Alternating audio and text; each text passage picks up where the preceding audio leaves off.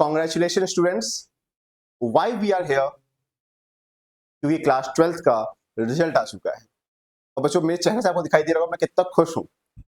जो हम लोग का पुराना रिकॉर्ड था 95% का, सृष्टि शुक्ला ने वो रिकॉर्ड भी तोड़ दिया इस साल बच्चों, 96.2% लाते हुए। और बच्चों, मुझे बहुत प्राउड फील हो रहा है और होप उनके पेरेंट्स भी अच्छा फील कर रहे होंगे। तो बच्चों, आज मेरा दिन नहीं है, आज मुझे कम बोलना है और बच्चों का दिन है। तो I would like to invite Srishti Shukla in front of you all. She will share her experiences with you. And बच्चों देखो, ये तरीका इसलिए नहीं है कि मैं शो ऑफ कर रहा हूँ या सृष्टि शो ऑफ करना चाह रही है। हम लोग का ये है कि किस जर्नी को, किस पाथ को इसने चला, हो सकता है आपके लिए वो यूनिक हो सकता है, डिफरेंट हो सकता है। सृष्टि के लिए क्या चीज काम की थी वो सृष्टि शेयर करना चाहेंगी। सृष्टि, पहली बात, पहला इनपुट हमारे ऑडियंस के लिए, you can see the camera, you can wave also hi, कि what you are feeling right now. बहुत ही ज़्यादा खुश हूँ अभी तो। और ये मोमेंट है प्राउड का एक्चुअली पेरेंट्स के लिए, टीचर्स के लिए, जिन्होंने ऑल द ईयर इतना मेहनत किया। कैसे पॉइंट बाय पॉइंट हमें बताया कि आंसर राइटिंग कैसे करनी है, बुक्स को रीड कैसे करना है। नहीं तो मतलब कि जो सेव करना होता है चाइल्ड को, वो तो टीचर से सिखाते हैं कि पॉइंट वाइज हमें कैसा प्रेजेंट करना है। प्रेजेंटेशन में ओवरऑल सब कुछ टीचर्स हमारे इतने बेस्ट थे स्कूल के नहीं कि नहीं, हमें अभी किसी बिकॉज अभी टीचर्स का पार्ट रहने देते हैं, मतलब it will look like scripted one. What I want to know कि कैसे आपने ये जर्नी स्टार्टिंग बताओ, 12th में आई तो what was your approach towards your studies, मतलब क्या सोच रहे थे मन में कि सच में 96.96 आ जाएगा, तो वो अप्रोच उसके बाद में ऐड करेंगे कि हम, मेरा इनपुट क्या है, टीचर्स का इनपुट क्या है, ऐसे करके। हाँ,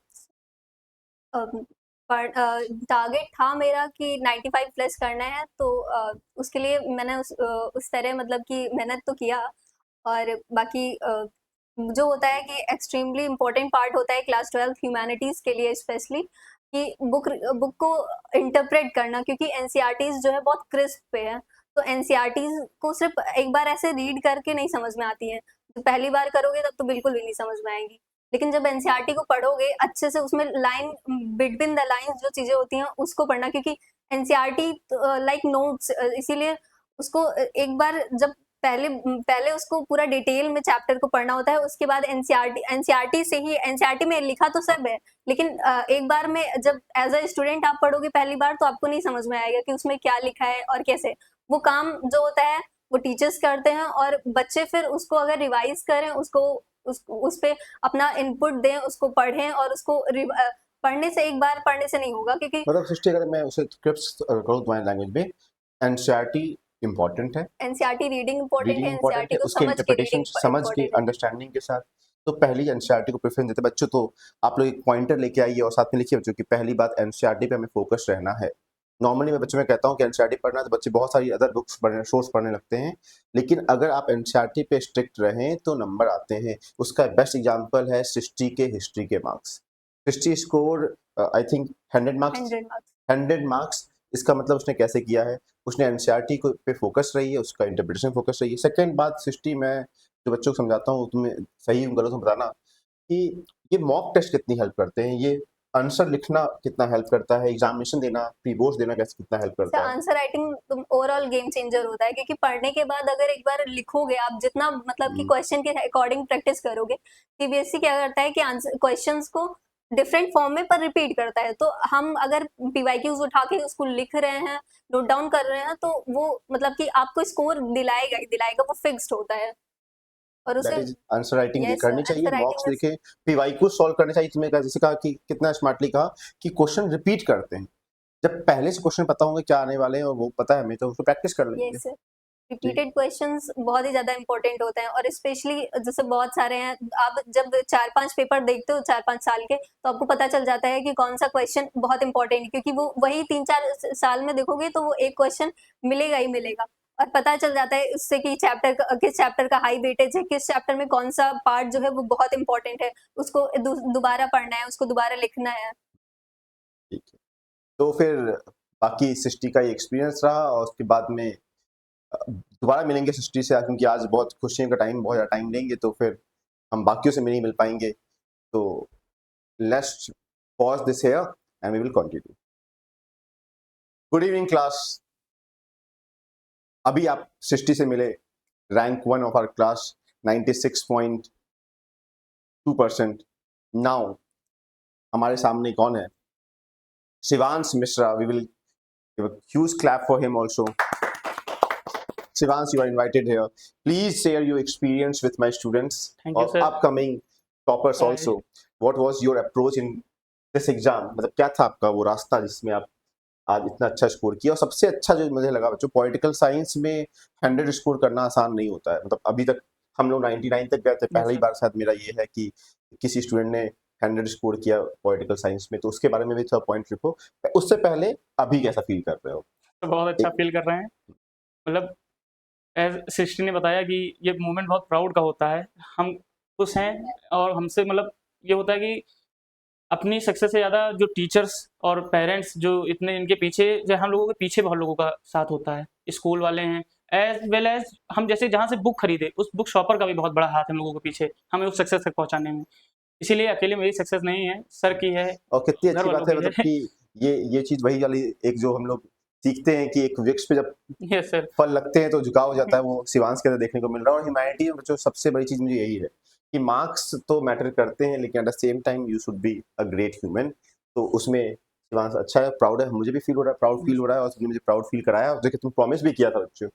इसने अचानक से नहीं किया. देखो बच्चों, यही है कि मैं हमेशा कहता हूँ टॉपर बनना एक रास्ता है जिस पर आप चलोगे तो आप वहां तक आप पहुंचे. आपने अच्छा किया, दैट इज गुड. अब now tell me about the journey.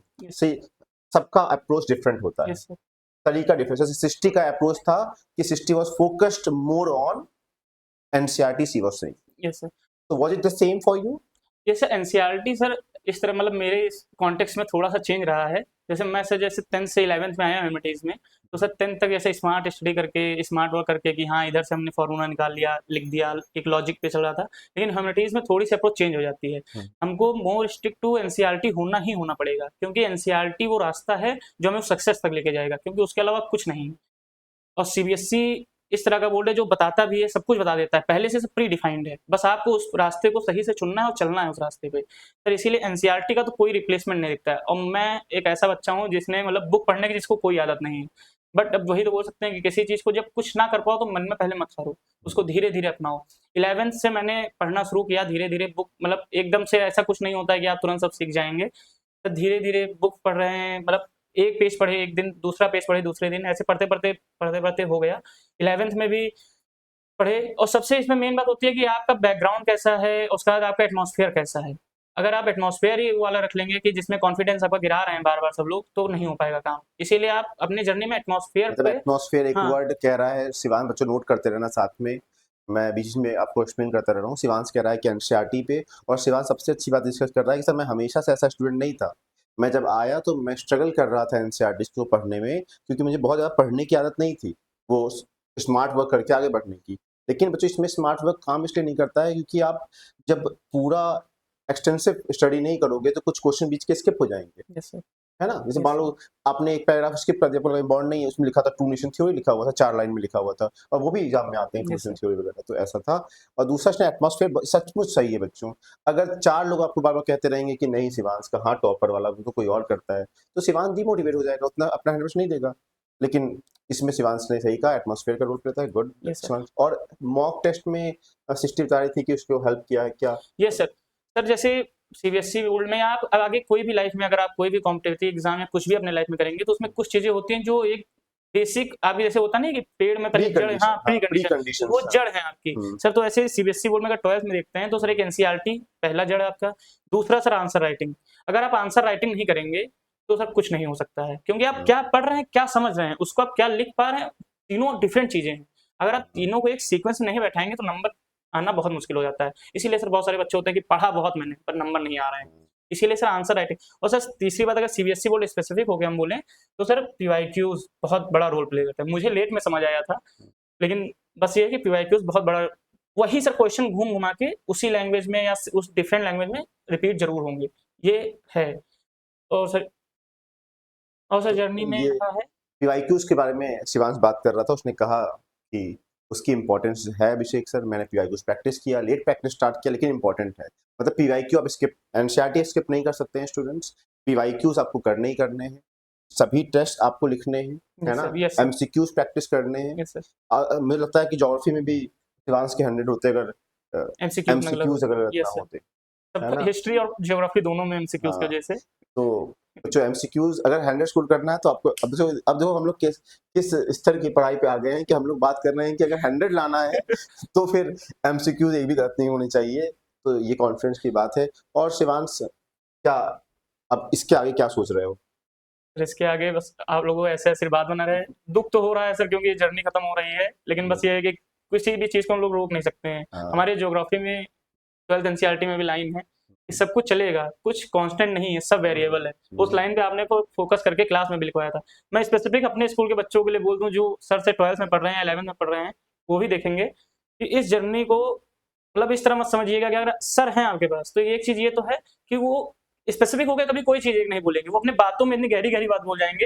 अगर आप उसको समझ रहे हैं और उसको अगर नोट कर रहे हैं तो आप सही में अच्छा करेंगे अपनी लाइफ में। कभी कभी डिमोटिवेट भी फील करेंगे, जैसे आपके क्लास में कोई ज्यादा टेस्ट में आ गया तो इतना नहीं लेना है, मजा करना है, जर्नी को एंजॉय करना है। क्योंकि आप जैसे आप ये सोच लें कि अगर आज हम सोए कल सुबह हम टॉपर बन जाएंगे, नहीं हो पाएगा।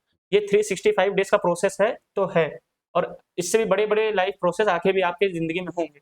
इसीलिए जर्नी एंजॉय करना है, डिप्रेशन में नहीं जाना है जो आजकल बहुत चल रहा है, और एक जगह फोकस रहना है। ये नहीं करना है कि ये बुक भी पढ़ लेंगे, वो पीवाईक्यू भी कर लेंगे, ये सब कुछ नहीं करना है।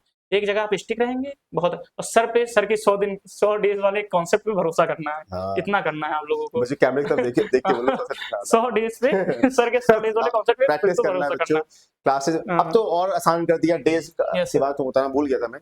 अपडेट कर दिया है, 100 डेज को 100 घंटों में कन्वर्ट कर दिया Yes. है। क्योंकि अब मैं यहाँ पर अपकमिंग क्लासेस में आपको 100 आवर्स में Yes, sir. पूरी दोनों बुक कराने का ट्राई करूंगा, अच्छे लेक्चर्स को अपलोड करूंगा। और शिवांश, इसके बाद 12th खत्म होगा, आप सीयूटी के लिए जा रहे हैं, that is good Yes, also. Yes. Graduation के बाद आपने यूपीएससी का सोचा है कि क्लैट का सोचा है? सर अभी क्या भी सोचोगे इसके बारे में? क्या ये सही समय है सोचने का, बच्चों को प्रेशर लेने का इस चीज का? नहीं, किसी चीज का प्रेशर तो नहीं लेना है, क्योंकि अगर आप अभी से बहुत आगे सोचने लगेंगे तो प्रेशर वो एक टाइप में आ जाता है, प्रेशर टाइप में। लेकिन इतना भी नहीं ले लेना, इतना नहीं लेना है प्रेशर टाइप में।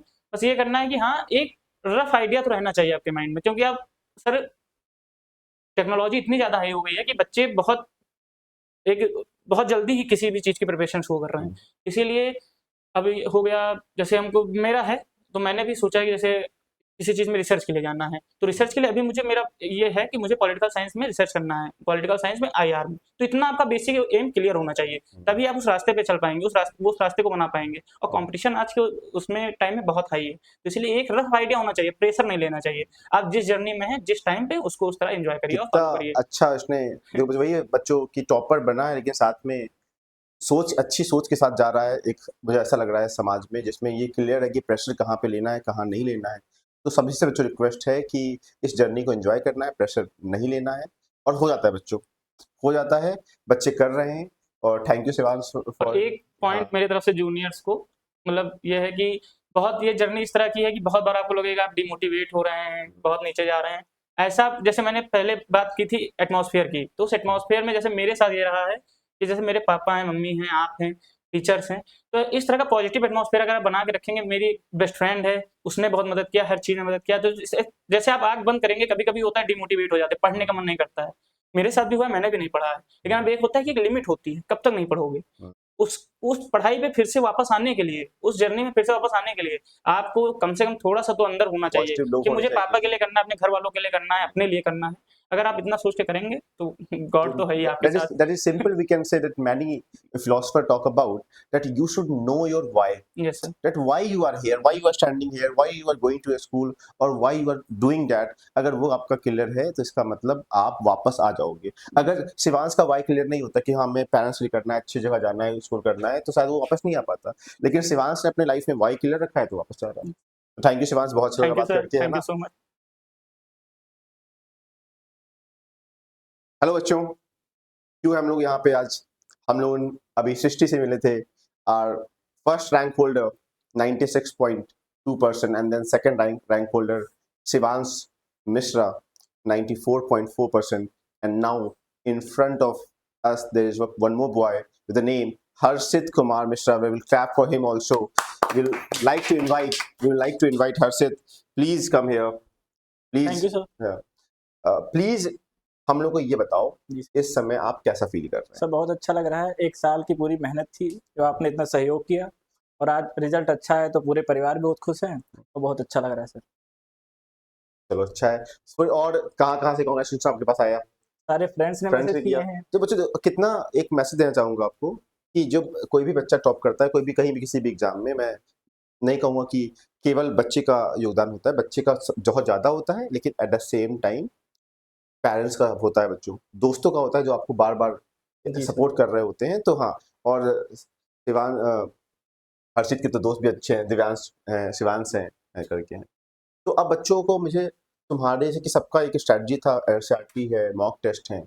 तो मुझे सच वाला कि तुम्हें क्या चीज़ें हेल्प की थी अलग से, तो तुम्हें लगता है कि हाँ, मैंने ये चीज़ें की हैं, तो शायद उस चीज़ों ने काम किया है आपके लिए। वो एक बार रिकॉल करके एक बार सोच लो, 1 मिनट का पॉज़ ले लो कि ये चीज़ें मैंने सर की है, शायद ये चीज़ मेरे काम की है। सर, ये एनसीईआरटीज़ जो सबसे ज़्यादा इम्पोर्टेंट है, सभी लोगों ने जो बताया है, वही सबसे ज़्यादा वर्किंग है। उसी का माइंड मैप भी बना सकते हैं हम शॉर्ट नोट्स में, वो लास्ट टाइम में बहुत ज़्यादा मदद करते हैं। अच्छा, मतलब कि जब चैप्टर पढ़ें तो बाद में से शॉर्ट नोट्स उनके जी पास में सर, होने जी सर। चाहिए, वो हेल्प करते हैं आगे जी चल सर। के। चलो बच्चों, ये पॉइंट हम लोगों ने मिस किया था 2 में, तो अभी इसने ऐड किया है कि शॉर्ट जो आप पूरा चैप्टर एग्जाम के टाइम रिवाइज नहीं कर पाओगे, तो व्हाट ही इज सेइंग कि आपके पास शॉर्ट नोट्स भी होने चाहिए।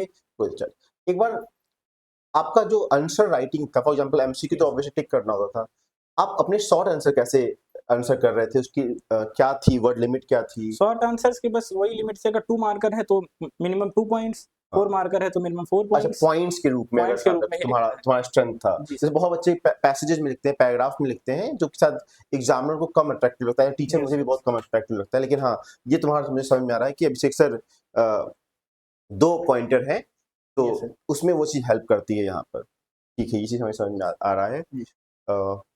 फिर हम लोग आते हैं कि लॉन्ग आंसर्स में कैसे अप्रोच है तुम्हारा? लॉन्ग आंसर्स में 6 मार्कर के लिए हम 6 पॉइंट लिखते हैं और एक डायग्राम उसमें हमेशा इंक्लूड करते हैं, जिससे हमेशा 6 में 6 मिलते हैं सर।